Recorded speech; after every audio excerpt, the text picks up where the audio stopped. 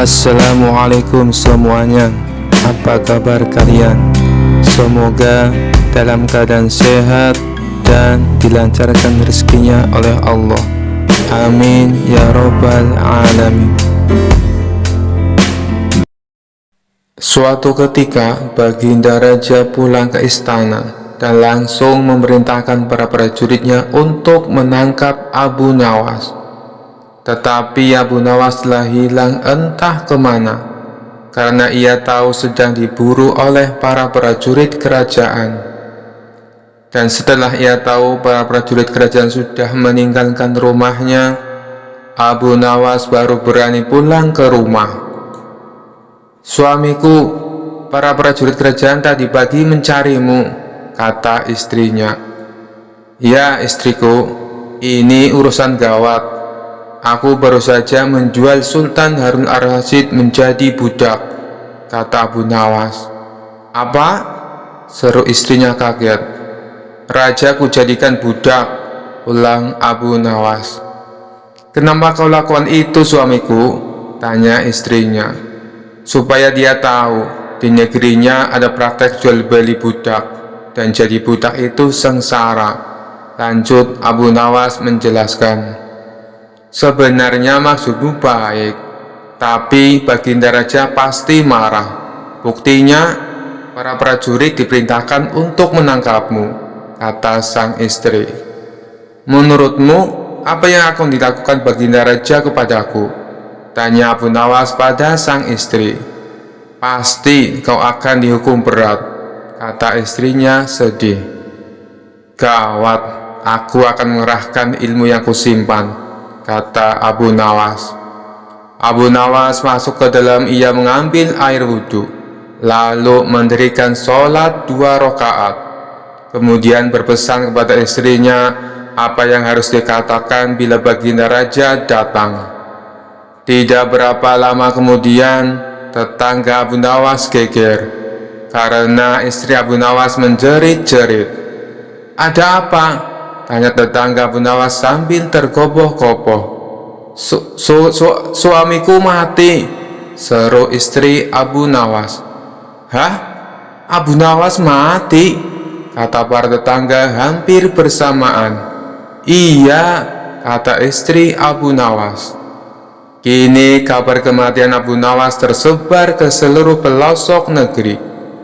Baginda Raja terkejut, kemarahan dan kegeraman beliau agak surut, mengingat Abu Nawas adalah orang yang paling pintar menyenangkan dan menghibur Baginda Raja. Baginda Raja dan beberapa pengawal serta seorang tabib istana segera menuju rumah Abu Nawas. Tabib segera memeriksa Abu Nawas. Sesaat kemudian, ia memberi laporan kepada Baginda Raja bahwa Abu Nawas memang telah mati beberapa jam yang lalu. Setelah melihat sendiri tubuh Abu Nawas terbujur kaku tak berdaya, Baginda Raja merasa terharu dan meneteskan air mata. Beliau bertanya kepada istri Abu Nawas, "Adakah pesan terakhir Abu Nawas untukku?" tanya Baginda Raja. "Ada paduka yang mulia," kata istri Abu Nawas sambil menangis. "Katakanlah," kata Baginda Raja. "Suami hamba Abu Nawas memohon sudilah kiranya Baginda Raja mengampuni semua kesalahannya, dunia akhirat di depan rakyat," kata istri Abu Nawas terbata-bata. "Baiklah, kalau itu permintaan Abu Nawas," kata Baginda Raja menyanggupi. Jenazah Abu Nawas diusung di atas keranda. Kemudian Baginda Raja mengumpulkan rakyatnya di tanah lapang.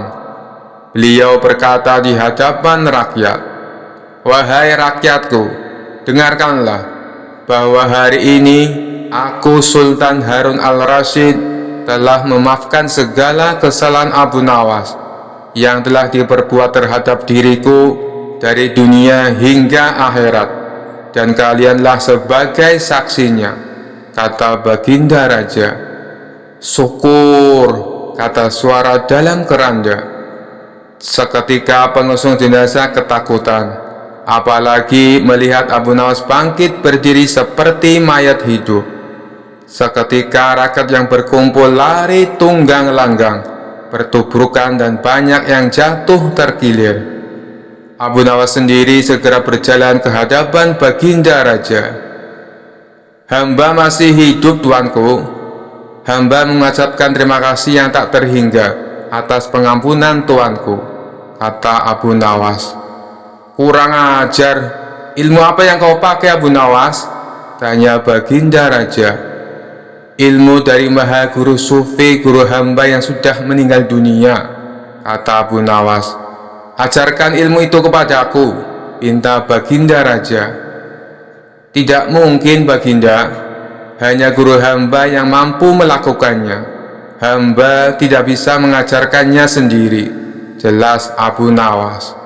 "Dasar pelit," Baginda menggerutu kecewa. Kisah selanjutnya dikisahkan ada seorang gembala yang mempunyai masalah dengan pendengarannya alias tuli.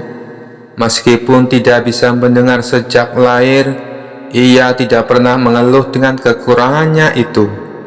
Kegiatan sehari-hari pria tuli itu adalah mengembala domba-dombanya di bukit padang rumput yang tidak jauh dari rumahnya. Suatu hari saat sedang mengembala domba-dombanya, dia merasakan sakit perut. Ia sudah tidak kuat menahannya untuk buang air besar. Kebetulan ada seorang yang tidak jauh darinya sedang memotong rumput. Si gembala lalu menghampirinya dan memberikannya pesan. "Hai kawan, tolong jaga domba-dombaku ya, dan tolong awasi jangan sampai ada yang berkeliaran hingga tersesat. Aku akan pulang ke rumah sebentar untuk buang air besar," kata si gembala tersebut. Ternyata pemotong rumput itu juga tuli. Dia tidak mendengar apapun yang dikatakan si gembala. Pria pemotong rumput mengira kalau si gembala mau meminta rumputnya. Ia pun menjawab, "Enak saja, mengapa kau tidak mencarinya sendiri? Aku di rumah juga banyak hewan ternak yang harus diberi makan. Sudah, sana pergi, jangan ganggu aku," kata si pemotong rumput sembari menggerakkan tangannya. Dikarenakan sama-sama tidak bisa mendengar, si gembala mengira gerakan tangan dari pemotong rumput merupakan isyarat bahwa dirinya bersedia dan menyuruhnya cepat pulang. "Terima kasih kawan, kau benar-benar telah menolongku," kata si gembala. Ia lantas segera berlari pulang ke rumah. Setelah menuntaskan hajat buang air besar, si gembala kembali menemui pemotong rumput. Si gembala menghitung domba-dombanya dengan cermat dan jumlahnya masih lengkap. Dalam hati dia bergumam, sungguh luar biasa pribadi pemotong rumput itu.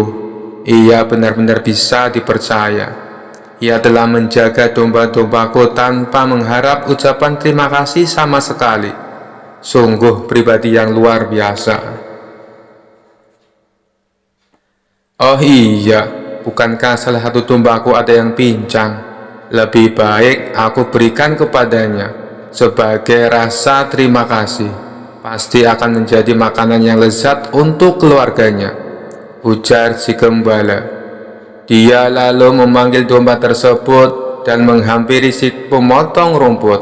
"Hai kawan, terimalah hadiah dariku karena engkau telah menjaga domba-dombaku," kata si gembala sambil menunjukkan domba pincangnya. Melihat hal itu, si pemotong rumput malah menjadi marah. "Dasar kurang ajar, aku tidak melihat apapun yang terjadi selama kau pergi. Kenapa kamu malah meminta tanggung jawab atas pincangnya kaki dombamu?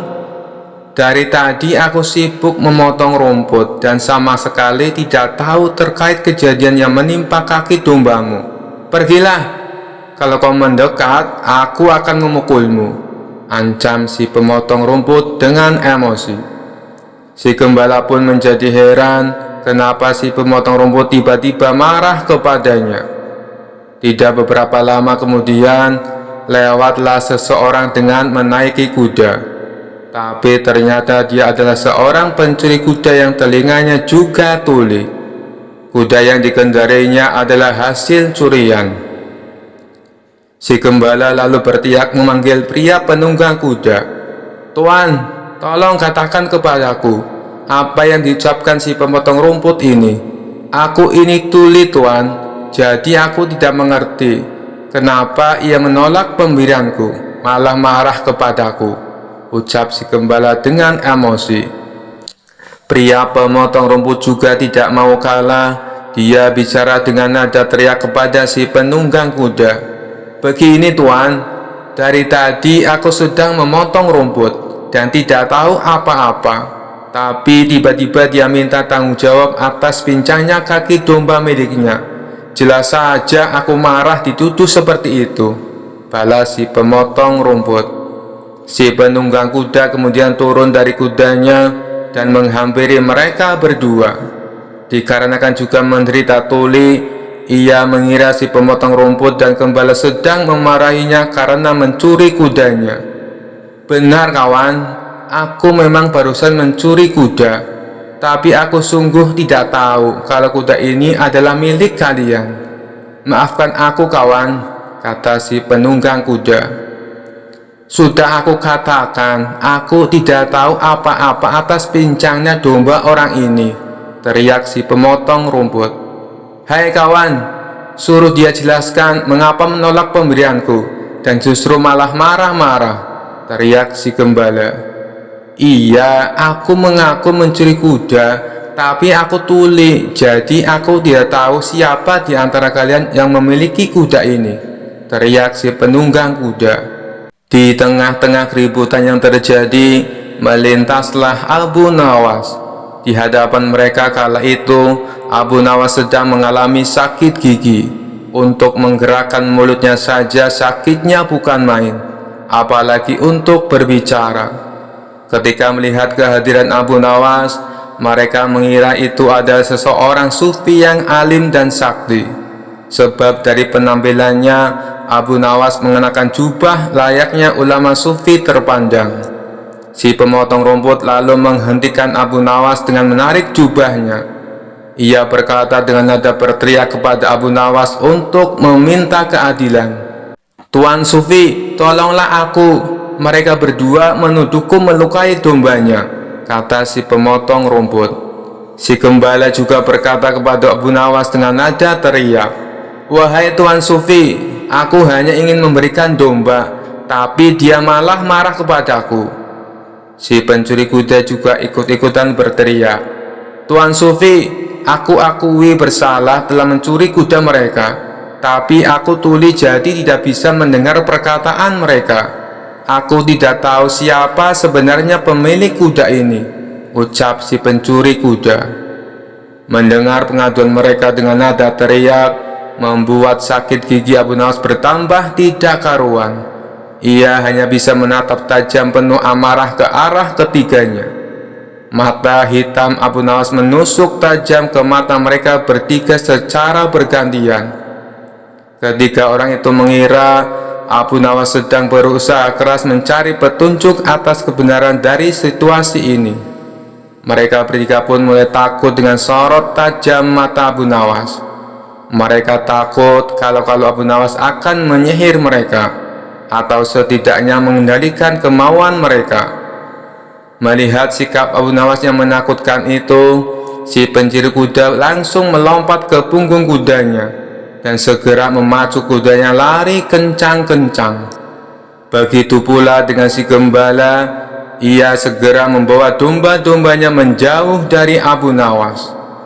Sementara si pemotong rumput yang sedari tadi gemetaran segera mengemasi hasil sabitan rumputnya ke dalam karung dan mengangkatnya di bahu, lalu berlari menjauhi Abu Nawas.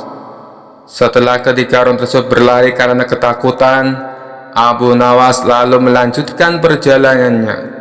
Ia berpikir dalam hati, kadang-kadang kata-kata tidak berfungsi apa-apa dan tidak terlalu berguna.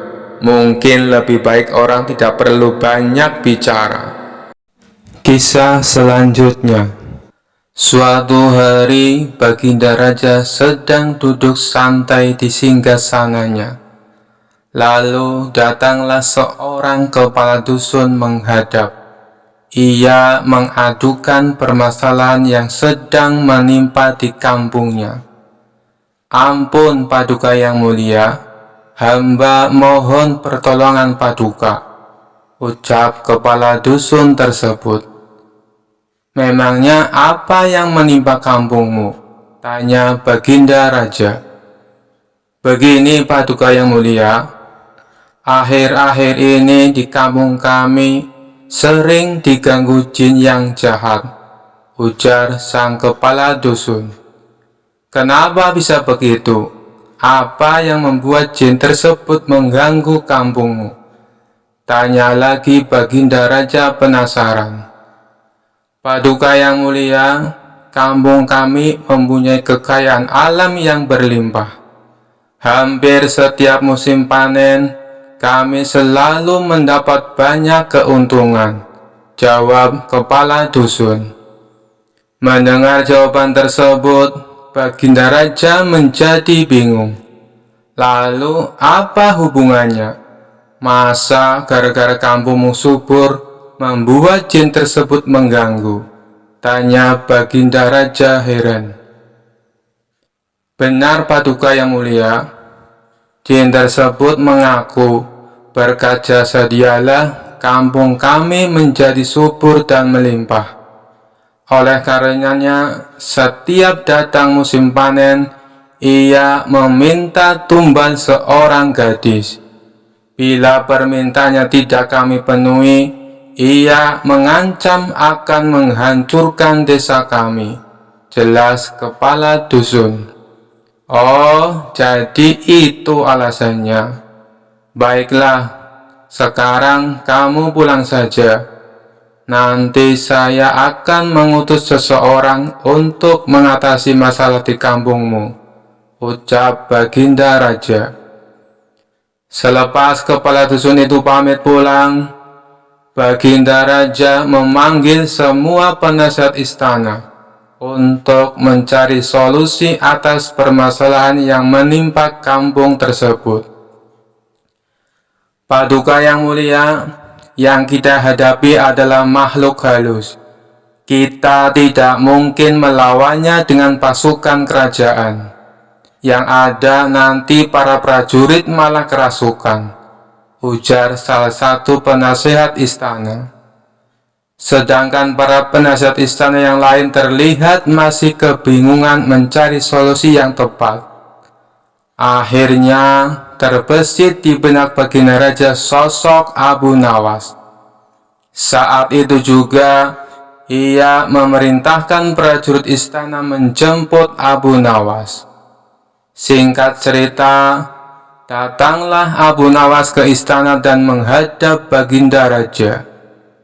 "Ampun Paduka yang mulia, ada gerangan apa Paduka memanggil hamba?" tanya Abu Nawas.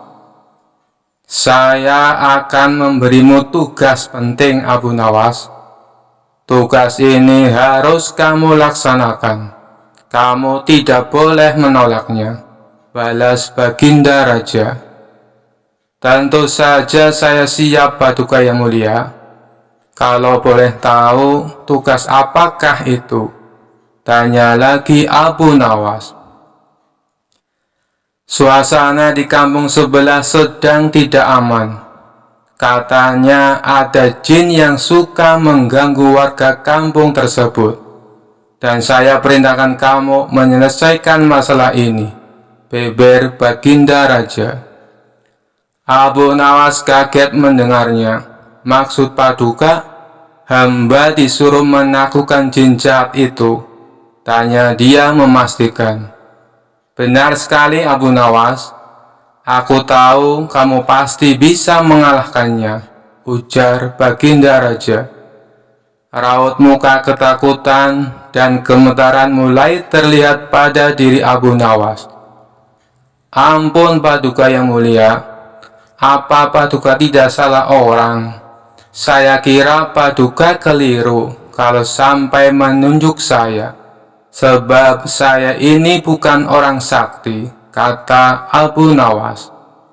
Wahai Abu Nawas, aku tahu kamu memang bukan orang hebat, bukan pula orang sakti.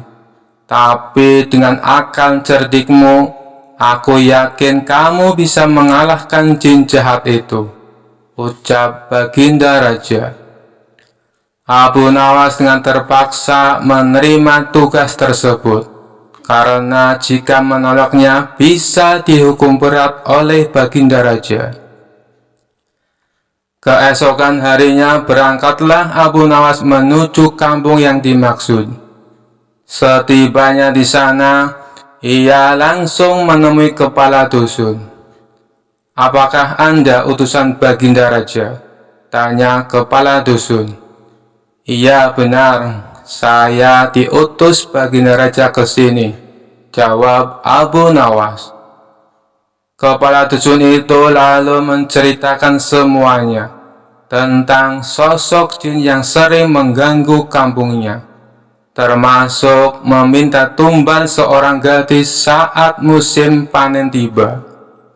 Setelah mendengar secara seksama, Abu Nawas lalu bertanya, "Apakah di antara warga ada yang pernah melihat wujud jin tersebut?" Sang kepala dusun menjawab, "Saya kira hampir semua warga kami pernah melihatnya. Saya sendiri juga pernah melihatnya." Abu Nawas kemudian kembali bertanya, "Bagaimana wujudnya?" Kepala dusun tersebut menjawab, "Tubuhnya tinggi dan rambutnya dikuncir di antara kepalanya yang botak." Seketika Abu Nawas langsung mengetahui kalau jin yang dimaksud adalah jin Ifrit. "Sepertinya aku harus mencari cara supaya bisa mengalahkan jin Ifrit," pikir Abu Nawas. Setelah berpikir agak lama, muncullah ide cemerlang di otak Abu Nawas. "Bagaimana Tuan? Apakah Tuan sanggup menghadapinya?" tanya kepala dusun kepada Abu Nawas. "Tenang saja, jin Ifrit itu pasti akan bertekuk lutut di hadapanku. Sebenarnya dia hanya menggertak. Pasti ada wanita yang sedang dia sukai. Begini saja, aku akan menulis surat tantangan untuknya, dan saya minta tolong supaya suratku ini diberikan kepada jin Ifrit," perintah Abu Nawas kepada kepala dusun. Abu Nawas kemudian membuat surat tantangan dan memberikannya kepada kepala desa untuk disampaikan kepada jin Ifrit. Setelah surat tantangan itu diberikan, jin Ifrit pun menjadi marah. Dia berjanji akan membunuh siapa saja yang berani menantangnya. Sambil menunggu waktu pertandingan, Abu Nawas membuat sandal yang sangat besar, tingginya saja sampai 40 meter. Ketika sandal tersebut selesai dibuat, ia meletakkannya di tengah lapangan yang nantinya menjadi tempat bertanding antara dirinya dan jin Ifrit. Setelah sebulan berlalu, tibalah saatnya waktu yang ditentukan. Jin Ifrit yang sudah geram menahan emosi langsung menuju lapangan untuk menghancurkan orang yang menantangnya. Dia datang dengan suara yang menggelegar. "Di mana laki-laki yang berani menantangku? Keluarlah, aku akan hancurkan tubuhnya," ucap jin Ifrit sambil marah-marah. Para warga yang tadinya berkumpul hendak menyaksikan pertandingan spontan berlarian, meninggalkan lapangan karena takut menjadi sasaran amukan jin Ifrit. Berapa lama muncullah Abu Nawas ke tengah lapangan untuk menghadapi jin yang jahat itu. Oh, kamu yang bernama Abu Nawas, orang yang berani menantangku. Apa kamu sudah bosan hidup? Ayo sekarang kita bertarung, tantang jin ifrit. Maaf, Anda salah orang. Saya ini muridnya Abu Nawas, kata Abu Nawas berpura-pura. Lalu ngapain kamu datang kemari? Cepat panggil gurumu untuk bertarung denganku, perintah jin ifrit. Jangan khawatir, guruku pasti datang kemari. Aku kesini disuruh mengambil sandal guruku. Kemarin sehabis latihan, sandalnya tertinggal, balas Abu Nawas sambil menunjukkan sandal yang sangat besar yang tergeletak hampir menutupi separuh lapangan. Itu sandalnya Abu Nawas, tanya jin ifrit. Iya benar, memangnya kenapa? Tapi saya tidak kuat mengangkatnya. Maukah kau membantuku membawakan sandal ini? Pinta Abu Nawas melihat sandal yang berukuran sangat besar tersebut. Sejenak jin ifrit itu terdiam. Dia berpikir, sandalnya saja sebesar lapangan, bagaimana orangnya? Jin ifrit pun mulai ketakutan. Atau begini saja, saya akan panggil guru saya untuk datang ke sini langsung. Kalau saya ditanya mana sandalnya, saya akan beralasan kalau kamu menghalang-halangi saya untuk mengambil sandalnya, ujar Abu Nawas. Jangan lakukan itu. Lebih baik aku pergi saja sekarang, dan aku berjanji tidak akan mengganggu desa ini lagi, balas jin ifrit yang jahat ini berteriak, dan segera menghilang karena ketakutan. Sekian dulu perjumpaan kita kali ini. Sampai bertemu lagi di kisah-kisah selanjutnya. Terima kasih yang sudah subscribe dan setia menonton channel ini. Wassalamualaikum warahmatullahi wabarakatuh.